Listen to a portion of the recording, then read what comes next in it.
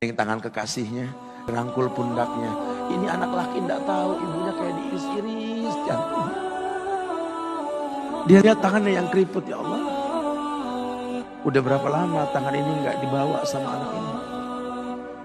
Udah berapa lama tangan ini nggak digandeng sama anak saya? Kita merasa bangga aku rangkul istri kita, ibu kita ngelihat pundaknya.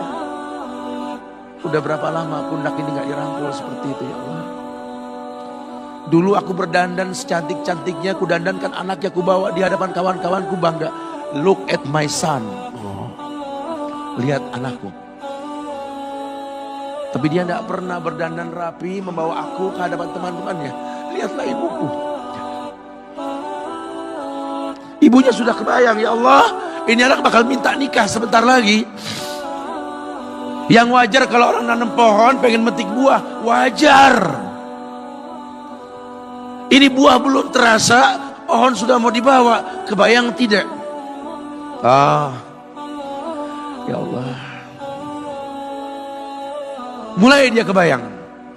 Sehingga rasa-rasa seperti ini menjadi tumpukan rasa di hati orang tua kita, yang nanti pada akhirnya dia pun bakal kembali ke hadirat Allah, kita pun bakal kembali ke Allah, betul? Sementara yang namanya kemuliaan datang dengan cara sabab yang benar. Ridallah fi ridal walidain wa sukhtullah fi sukhtil walidain. Ridha ya Allah ada di ridha orang tua, murkanya pun sama. Islam memandang semua yang namanya ibadah, kalau landasannya betul, ujungnya itu surga. Tidak ada yang takut dengan kematian orang Islam ini. Karena semua ibadah yang dia lakukan berujung pada surga. Dan yang paling gampang ketika dia mau menaklukkan dunia, demi Allah, berkah orang tua dulu yang diambil. Ini dirasa oleh orang mulia yang Nabi katakan, innahu min ahlis sama, innahu min ahlis sama. Manhu? Siapa dia? Sahabat, manusia yang pernah hidup zaman sahabat tapi nggak ketemu Rasul, yang bernama Uwais Al-Qarni. Pernah dengar nama ini? Uwais Al-Qarni, pemuda miskin pengembala kambing di negeri Yaman. Padang tandus yang dia tinggal di situ, yang dia kesampingkan hidupnya untuk ibunya. Untuk ibunya. Tidaklah terucap kalimat satu yang ingin ibunya pengen, kecuali Uwais pasti akan melakukannya, apapun, dan ibunya cacat. Apa kata Uwais? Tidak akan pernah terlontar kata dari mulut ibuku kecuali kan kulakukan yang dia inginkan. Masya Allah. Kalau kita mau bicara ini nih, karena kita mau bicara maut yang orang tua kita, entah mungkin kapan. Ibunya cacat dan dia menomorduakan diri, yang penting orang tuanya dulu. Hingga satu waktu ibunya berkata, wahai Uwais, ibu sudah tua. Andai kematian mendatangi ibu, ada beberapa keinginan yang ibu pengen merasakan keinginan tersebut. Mungkin enggak ya? Apa? Katakan. Ibu pengen haji. Bengong Uwais, ya Allah bu, ini Yaman, Hadramaut, yang sekarang saja pesawat itu bisa 3 jam menuju Saudi, 2 jam lebih lah menuju Saudi. Itu Jakarta Surabaya aja deket, sejam 40 menit paling. Ini lebih jauh lagi, kebayang berapa ratus kilo, berapa ribu kilo nggak tahu. Ya baiklah ibu, kata Uwais, aku tidak pernah menolak permintaan ibuku. Tapi kali ini aku tidak bisa menjawab karena mikir gimana caranya ini. Ibunya cacat, tinggal jauh, miskin pula dia. Lagi dia seorang pemuda yang punya penyakit sopak. Ada tanda-tanda putih di bagian badan itu kayak pano besar gitu. Udahlah, terserah gimana nantilah. Yang penting ini nomor 1 dalam hidup ini.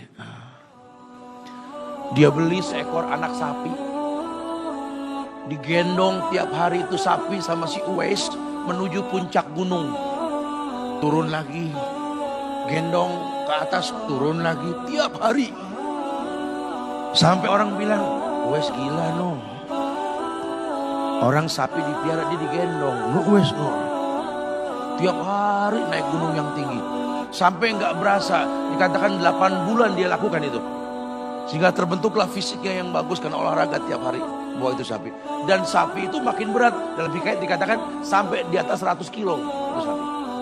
8 bulan. Kemudian dia tetap gendong ke atas dan dia yakin, bismillah, saya yakin. Sampailah bulan haji. Ibu naik ke pundakku, digendong ibunya dari negeri Yaman. Gak ada yang gak mungkin, lihat. Dibawa ibunya ke Mekah, bertawaf di Ka'bah. Dunia menyaksikan. Bahkan hikayat mengatakan dia sempat bertanya kepada sahabat Abdullah bin Umar, aku telah menggendong ibuku dari negeri Yaman menuju Mekah, bertawaf di Ka'bah ini. Sudahkah aku membayar jasa ibuku? Apa kata sahabat Abdullah bin Umar?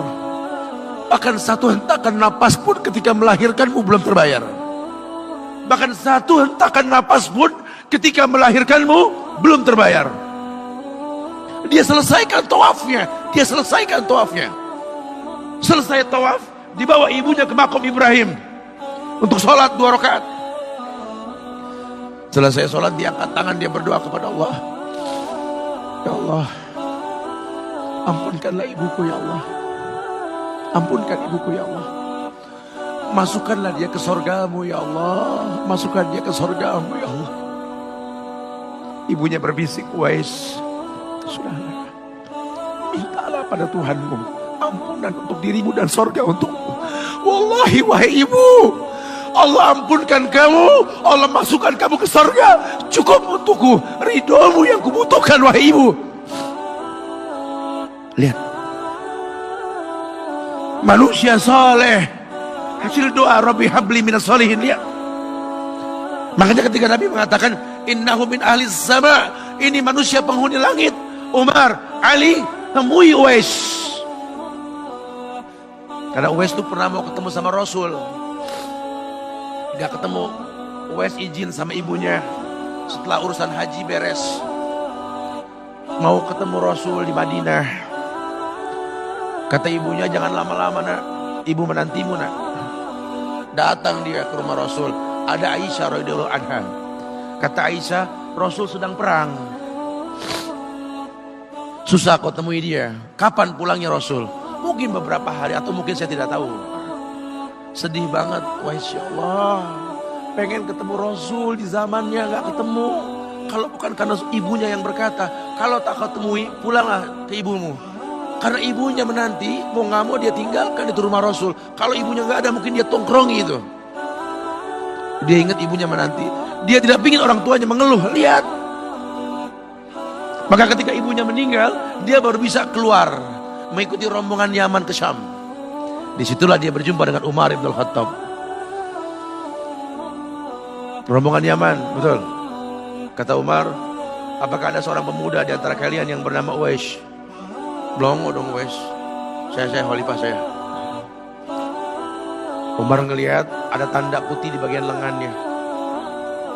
Kenapa? Karena ketika dia berdoa minta yang terbaik buat ibunya, penyakit sopaknya hilang. Allah sisakan di bagian lengannya putih sedikit. Itu sebagai tanda yang Rasul mengatakan cirinya anak muda ini punya tanda sopak di bagian tangannya. Masya Allah. Kamu Uwais, ya Rasul pernah kirim salam, kamu tuh penghuni langit, jaga warisan khalifah. Jangan orang ada yang tahu siapa saya. Mohonkan istighfar kepada Allah buat kami. Wahai khalifah, kau yang lebih layak untuk beristighfar untukku. Manusia biasa, tidak. Rasul merekomendasikan kamu. Berdoalah pada Allah untuk kami baik. Setelah aku berdoa, anggaplah aku sudah tiada. Merendah. Manusia yang mengerti tercipta untuk beribadah. Lihat, kalau Uwais mengangkat tangan ke langit, langit bergetar. Apalagi cuma pekerjaan, apalagi cuma perusahaan kecil yang kita punya, apalagi cuma usaha-usaha kerental-kerentil yang kita usahakan. Ya Allah, ya Allah, Ambil semua hartaku, ambil ya Allah, ambil, ambil. Ambil semua titipanmu ini, ambil ya Allah. Tapi tolong jangan ambil kasihku pada kedua orang tuaku ya Allah. Itu kebenaran. Apa artinya hidup tanpa ridho mereka?